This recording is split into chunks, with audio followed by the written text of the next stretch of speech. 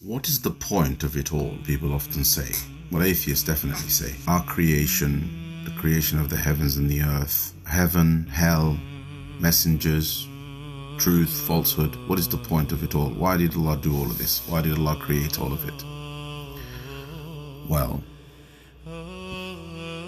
because He wanted to. Like, what do people think God is? Like, is He a creator, supreme, omnipotent, omniscient, only to be subjected to our understanding, our philosophizing, our pontificating, our thoughts, our ideas, our morality or sense of it? That's not the God that we worship. I think fundamentally part of people's misguidance is their complete lack of understanding due to a lack of reflection of what it means to be God, to be creator, to be the one who is the cause of everything, the center of everything, the meaning behind everything. And and He decided, right? He made decisions. Allah subhanahu wa ta'ala often cites in the Quran that, I could have done other things. Everybody could have been on one religion. Everybody could have been one ummah, etc. But, وَتَمَّتْ كَلِمَةُ رَبِّكَ صِدْقًا وَعَدْلًا.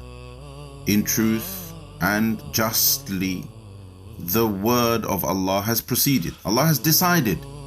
This is how it's going to be. This is how creation is going to be.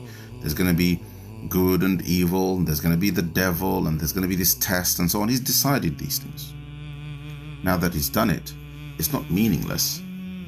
It's not meaningless. It's not for nothing, because He is God and He is just.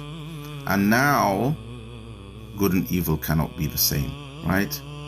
Those who believe in Allah and finally have sight, they have basira. Those who are blind, they cannot be the same.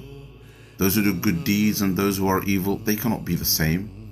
That distinction between them has to exist and has to be manifested in a meaningful way on the day of judgment, in a consequential way, so that those who have lived by this truth and have committed to Allah subhanahu wa ta'ala are rewarded, and those who have not and those who have disbelieved or rejected get punished. Allah subhanahu wa ta'ala says, He's in Surah Ghafir, He says, and the blind and the seeing are not equal, nor are those who believe and do good works equal with the evildoer. How little you reflect.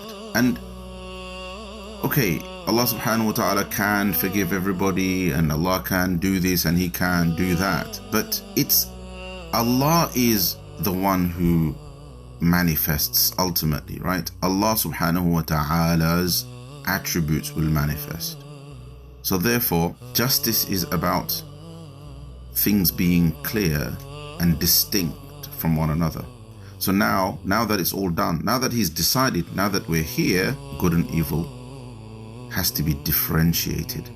The good and the evil have to be differentiated in a consequential way. That's the point.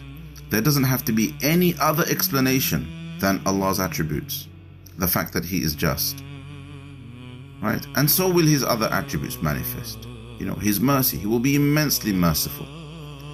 But those who chose to be rebellious, they chose to ignore, they chose to pursue their desires, there is no version of justice in which they will somehow end up the same as the people who are the polar opposite of them.